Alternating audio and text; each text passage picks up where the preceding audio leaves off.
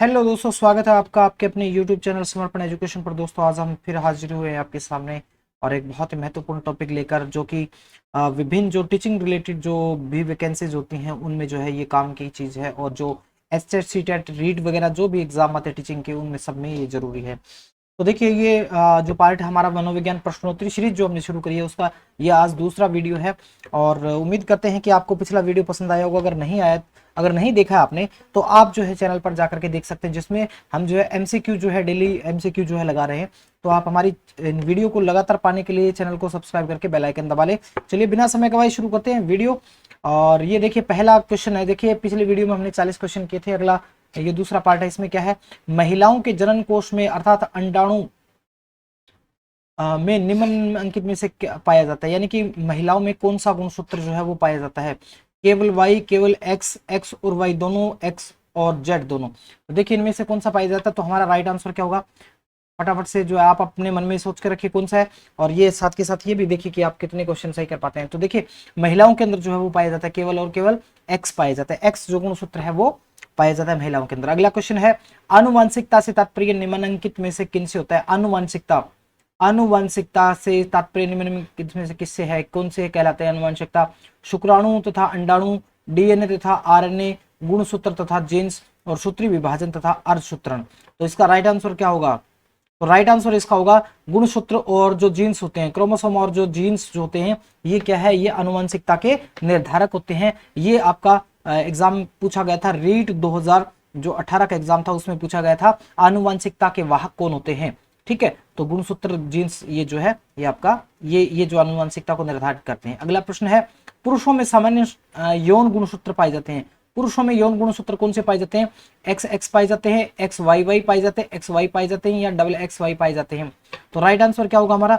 तो right answer होगा हमारा, पुरुष के अंदर जो है एक्स वाई पाए जाते हैं, महिला में केवल एक्स पाए जाते हैं और पुरुष में एक्स वाई गुणसूत्र पाए जाते हैं।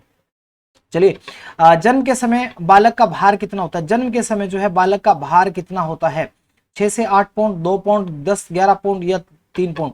तो राइट आंसर क्या होगा, जन्म के समय जो है कितने पाए जाते हैं, 6 से 8 पाउंड का जो वजन जो है वो बालक में पाया जाता है। अगला देखिए, आनुवंशिकता के वास्तविक निर्धारण कौन होते हैं। आनुवंशिकता के निर्धारक कौन होते हैं। ये जो क्वेश्चन आया था, ये आया था आपका रीट 2018 के अंदर। ये रीट 2018 के अंदर ये क्वेश्चन पूछा था कि आनुवंशिकता के वास्तविक निर्धारक कौन होते हैं। कोशिका, गुणसूत्र, न्यूरिन, या कोश शरीर। तो हमारा राइट आंसर क्या होगा, गुणसूत्र होते हैं।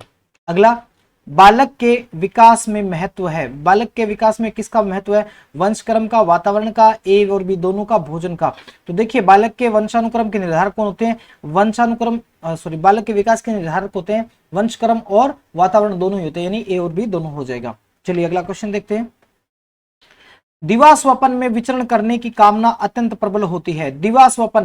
दिवा स्वपन में विचरण करने की कामना किस अवस्था में प्रबल होती है। शैशवावस्था में, प्रौढ़ावस्था में, किशोरावस्था में, या बाल्यावस्था में। देखिए, वैसे तो ये जो है वो बाल्यावस्था में भी होती है, ठीक है, और जो है किशोरावस्था में भी होती है, ठीक है, इन दोनों अवस्था में होती है।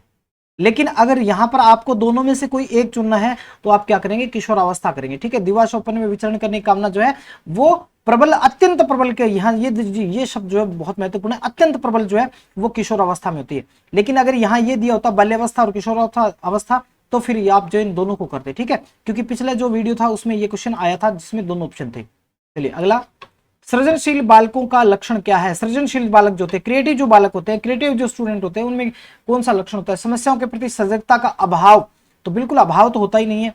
गतिशील चिंतन का अभाव तो बिल्कुल नहीं होता। जिज्ञासा यानी जानने की इच्छा, और अनमनीयता, अनमनीयता यानी कि जिसमें फ्लेक्सिबिलिटी नहीं होती, ऐसा तो नहीं होते वाला तो होगा ही नहीं, यानी कि उसमें क्या होती है, सृजनशील बालक जो होता है उसमें जिज्ञासा होती है, उसमें जो है सीखने की इच्छा, तीव्र इच्छा होती है। अगला प्रश्न है, क्रोध संवेग के कारण उत्पन्न प्रवृत्ति है। क्या है क्रोध, एक क्या है, एक संवेग है, और उसके कारण प्रवृत्ति कौन सी उत्पन्न होती है। क्रोध जब आएगा तो क्या आत्मगौरव महसूस होगा, तो बिल्कुल नहीं होगा। अधिकार की बात होगी, युयुत्सा की बात होगी, या दंड की बात होगी। देखिए, जब क्रोध आएगा, युयुत्सा क्या होता है, युयुत्सा होता है युद्ध की इच्छा। युयुत्सा का सही अर्थ क्या है, युद्ध की इच्छा। युद्ध की इच्छा का मतलब क्या है, लड़ाई। जब गुस्सा आएगा तो क्या होगा, लड़ाई करने की जो प्रवृत्ति है वो बढ़ेगी, यानी कि राइट आंसर हमारा हो जाएगा युयुत्सा। बालक बालिकाएं अपने जीवन में किसी अन्य को आदर्श के रूप में स्वीकार करते हैं किस अवस्था में?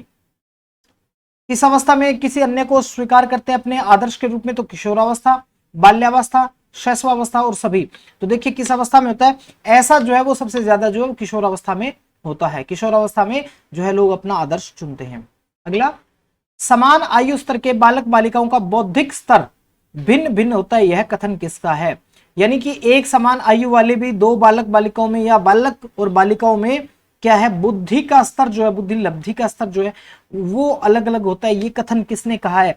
CS हल ने कहा है, हरलॉक ने कहा, स्टैनली हॉल ने कहा या गेसल ने कहा है? तो इसका राइट आंसर क्या होगा? इसका राइट आंसर होगा हरलॉक। हरलॉक ने ऐसा कहा है कि बिल्कुल एक समान बालक बालिकाएं हैं तो भी उनमें बुद्धि का जो स्तर है वो भिन्न भिन्न होता है। अगला है, बालक का समाजीकृत निम्नलिखित तकनीकी से निर्धारित होता है। समाजीकृत भी कह सकते हो, यहां पर आप कह सकते हो समाजीकरण भी कह सकते हो। समाजीकरण जो है वो किस तकनीकी से निर्धारित होता है? साक्षात्कार तकनीकी से, समाजमिति तकनीकी से, निरीक्षण तकनीकी से या जीवन वृत्त अध्ययन तकनीकी से? तो देखिए बालक के समाजीकरण की बात है तो वो किससे होगा? समाजमिति तकनीकी या समाजमिति विधि जो है उससे जो है वो निर्धारित होता है। अगला, बालकों में सौंदर्यानुभूति विकसित करने का आधारभूत साधन क्या है? बालक में सौंदर्यानुभूति विकसित करनी है तो उसके लिए आपको क्या करना चाहिए? एक टीचर को क्या करना चाहिए? प्रकृति का अवलोकन करवाना चाहिए, साहित्यिक अध्ययन करवाना चाहिए, टेलीविजन दिखाना चाहिए, खेल कूद करवाना चाहिए। तो देखिए बालक में सौंदर्यानुभूति अगर आप विकसित करना चाहते हैं तो उसके लिए जरूरी क्या है? उसके लिए जरूरी है कि उसको प्रकृति का अवलोकन कराए, क्योंकि प्रकृति बड़ी सुंदर होती है, इससे सौंदर्यानुभूति बढ़ेगी, प्रकृति का अवलोकन करवाना चाहिए। अगला प्रश्न है, किशोरावस्था की प्रमुख विशेषता नहीं है। किशोरावस्था की प्रमुख विशेषता नहीं है। संवेगों का अधिक्य, तो ये किशोरावस्था में होता है। संग्रह की प्रवृत्ति, कल्पना की बहुलता, तो कल्पना की बहुलता भी होती है, बहुत सारी कल्पनाएं होती है। समायोजन का अभाव, यानी समायोजन भी बहुत मुश्किल से होता है, और इसीलिए स्टैनली हॉल ने क्या कहा है? तूफान, तनाव और तूफान का काल कहा है किशोरावस्था को। तो क्या होता है, संग्रह की जो प्रवृत्ति है वो कहाँ होती है? तो वो बाल्यावस्था या ये कह सकते हैं पूर्व बाल्यावस्था जो होती है या उत्तर शैशवावस्था होती है, वहां पर ये जो है होती है संग्रह की प्रवृत्ति। तो हमारा राइट आंसर हो जाएगा किशोरावस्था की प्रमुख विशेषता नहीं है, तो संग्रह की प्रवृत्ति इसमें नहीं होती।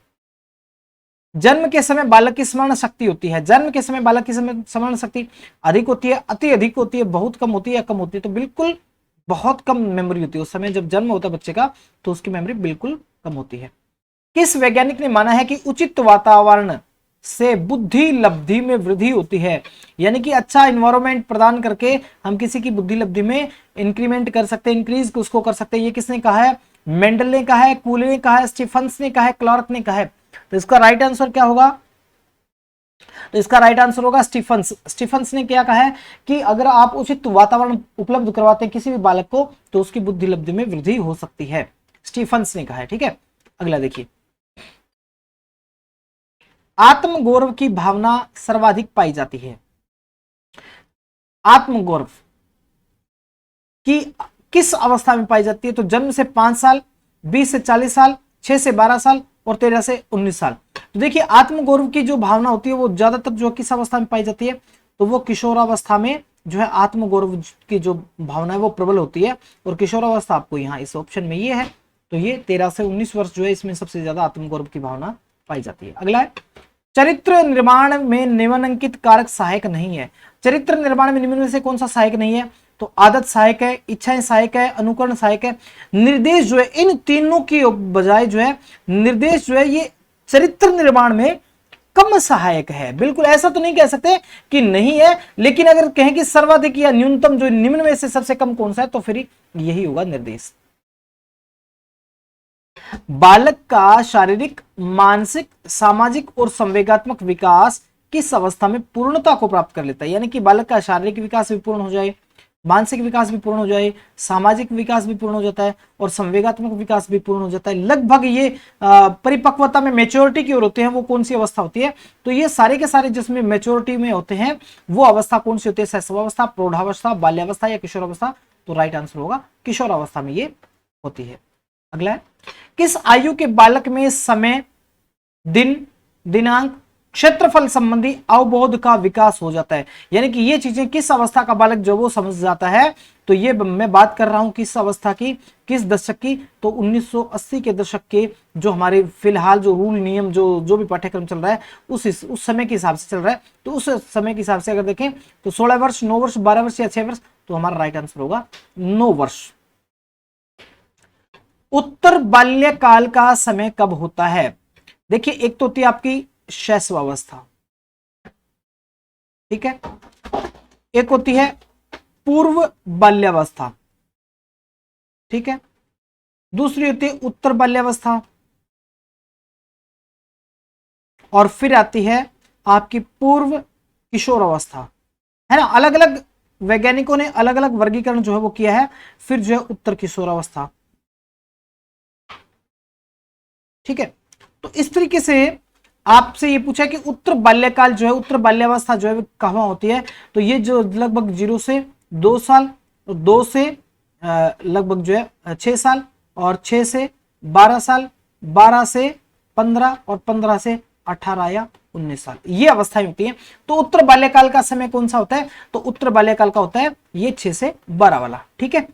अगला देखिए, जिस आयु में बालक की मानसिक योग्यता का लगभग पूर्ण विकास हो जाता है, मानसिक योग्यता का पूर्ण विकास हो जाता है, वो अवस्था कौन सी होती है? यहां पर वैसे तो हमारी जो किशोर अवस्था हमने पिछला प्रश्न पढ़ा था, ठीक है। किशोर अवस्था, किशोर अवस्था में शारीरिक विकास, मानसिक विकास, संवेगात्मक विकास लगभग जो है वो मेच्योरिटी की ओर होते हैं। तो इस यहां पर कौन सी ऐसी अवस्था है, कौन सी उम्र है जिसमें किशोर अवस्था होती है? तो ये 14 साल होते हैं। 14 साल में लगभग मानसिक योग्यता जो है परिपक्वता की ओर हो जाती है। निम्नलिखित में अवस्था में से प्राय बालकों का आकर्षण समलिंगी अपने ही लिंग के बालकों के प्रति होता है, यह अवस्था कौन सी होती है? प्रौढ़ावस्था, शैशवावस्था, बाल्यावस्था या किशोरावस्था?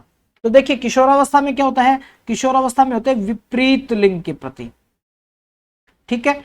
और शैशवावस्था होता है उसमें व्यक्ति क्या होता है, उसमें बालक जो होता है अंतर्मुखी होता है, ठीक है। और बाल्यावस्था होती है, इसमें क्या है, समलिंगी समूह में जो है बालक जो है वो खेलना पसंद करता है, ठीक है। तो हमारा उत्तर हो जाएगा बाल्यावस्था, जिसमें अपने वर्ग के, अपने ही लिंग के बच्चों में जो है उसका आकर्षण बढ़ता है। अगला है, बालक के सामाजिक विकास में सबसे महत्वपूर्ण कारक कौन सा है? सामाजिक विकास में कौन सा पूछा है, यहां पर ध्यान देना होगा। सामाजिक विकास में महत्वपूर्ण कारक कौन सा है? जाति भेद, आनुवंशिकता, वातावरण और विद्यालय। तो देखिए, सामाजिकरण का मतलब क्या है? सामाजिक विकास का मतलब है लोगों के, दूसरे लोगों के साथ मेलजोल, और वो कैसे होता है? वो वातावरण पर निर्भर करता है, कैसे वातावरण में हम रहते हैं। तो ये वातावरण जो है वो बालक व्यक्ति के सामाजिक विकास को जो है निर्धारण करने वाला महत्वपूर्ण कारक होता है। अगला है, लड़कियों में बाह्य परिवर्तन, बाह्य परिवर्तन किस अवस्था में होने लगते हैं? तो शैशवावस्था में नहीं, बाल्यावस्था में नहीं, किशोर अवस्था में। बिल्कुल किशोर अवस्था में जो है वो बाह्य परिवर्तन होने शुरू हो जाते हैं, लगभग जो 12-13 साल की उम्र से। भाषा विकास के क्रम में अंतिम कर्म यानी अंतिम सोपान, अंतिम सीढ़ी कौन सी है? देखिए, भाषा विकास के 4 रूल होते हैं, LSRW।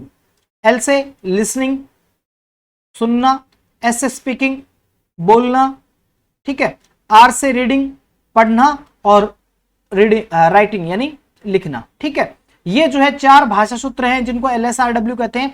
तो ये क्रम में ये प्रश्न भी पूछा जाता है। यहां पर पूछा है कि भाषा के विकास में अंतिम क्रम कौन सा है? तो ध्वनि पहचानना तो बिल्कुल नहीं, शब्दोच्चारण ये दूसरे में आ जाता है, ध्वनि का उच्चारण ये भी आ जाता है, और भाषा विकास की पूर्ण अवस्था, ये हमारा राइट आंसर हो जाएगा। भाषा विकास की पूर्ण अवस्था क्या है? अंतिम चरण होता है, अंतिम सोपान होता है। अगला प्रश्न, भाषा विकास के विभिन्न अंग कौन से? विभिन्न अंग बताने। अक्षर ज्ञान अंग है तो बिल्कुल है।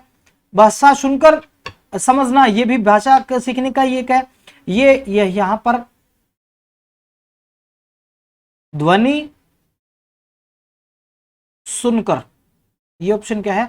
ध्वनि सुनकर भाषा बोलना, ध्वनि सुनकर भाषा बोलना, तो ये भी भाषा का ही एक अंग है। और उपयुक्त सभी तो हमारे सारे के सारे क्या हो जाएंगे? सही हो जाएंगे, उपयुक्त सभी। आज का सेकंड लास्ट प्रश्न है, विकासात्मक बाल मनोविज्ञान का जनक किसे कहा गया है? विकासात्मक, ये HTET के अंदर पता नहीं कितनी बार ये क्वेश्चन जो है पूछा जा चुका है, बहुत बार ये प्रश्न पूछा जा सकता है, जा चुका है कि बालक विकासात्मक बाल मनोविज्ञान का जनक किसे कहा गया? फ्राइड को तो बिल्कुल नहीं, क्योंकि फ्राइड किसके हैं? मनोविश्लेषणवाद के हैं, मनोविश्लेषणवाद के जनक हैं। जीन पियाजे, जीन पियाजे, तो बिल्कुल सही आंसर है, जीन पियाजे को विकासात्मक बाल मनोविज्ञान का जनक कहा जाता है। अगला प्रश्न है और आज का लास्ट प्रश्न है, संवेगात्मक स्थिरता का लक्षण क्या है? संवेगात्मक स्थिरता का लक्षण क्या है? झगड़ालू होना, तो बिल्कुल संवेग स्थिर होंगे वो व्यक्ति झगड़ालू नहीं होगा, विनोदी नहीं होगा, समायोजित और भीरू, भीरू यानी भयभीत रहने वाला, ये भी नहीं होगा। तो यानी क्या होगा, जिसके संवेग स्थिर है वो क्या होगा, वो व्यक्ति सबसे अच्छा जो है वो समायोजित व्यक्ति होगा। तो दोस्तों आपको कैसे लगे आज के इस वीडियो के जितने प्रश्न थे वो कैसे लगे? उम्मीद करता हूं अच्छे लगेंगे। तो आपका एक लाइक जरूर बनता है और चैनल पर को सब्सक्राइब नहीं किया तो सब्सक्राइब करके आगे बढ़िए। तो धन्यवाद और मिलते हैं अगली वीडियो में।